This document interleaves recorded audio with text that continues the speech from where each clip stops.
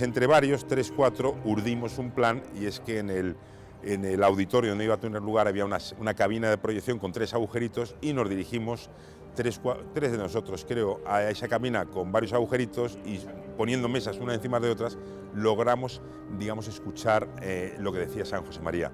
Yo realmente no recuerdo, pues digamos, enseñanza de aquel momento de San José María.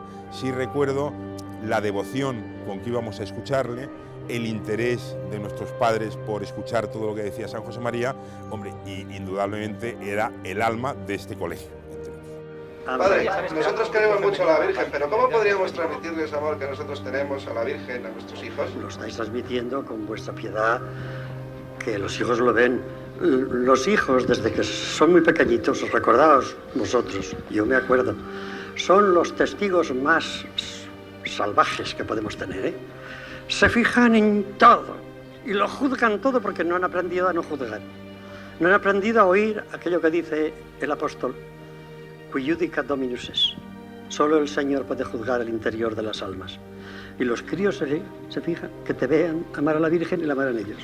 No te preocupes. Mi padre estuvo mucho tiempo al lado de San José María y nos inculcó mucho el amor hacia su persona y hacia la obra, ¿no? Entonces hemos vivido mucho lo de las escuelas y los colegios de fomento, porque él siempre decía que estos colegios primero eran los padres y los profesores para poder educar bien a los hijos. La primera misión vuestra es la educación de vuestros hijos. ¿Que estáis muy ocupados? Pues gracias a Dios. Los que no están ocupados no interesan nada. Los que estáis muy ocupados tenéis tiempo, necesariamente, para dedicarlo al primer negocio, que es, perdóname que llame negocio, pero este tiempo materialista hay que hablar así, que es cuidar de vuestros hijos. Pero a mí lo que me emocionó de nuestro padre es la alegría, la simpatía, el gracejo, la espontaneidad, virtudes profundamente humanas y cristianas, ¿no? Hijos mías, sed valientes, que muchas veces no os atrevéis a hablar con los hijos. Yo he matado todas las cigüeñas, ¿eh? Y además no vienen de París los niños. Se me quedó grabada una idea, la rebeldía.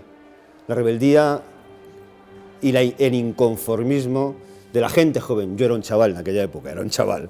Entonces dije, tras de estas palabras y este mensaje, voy detrás de este hombre, de San José María.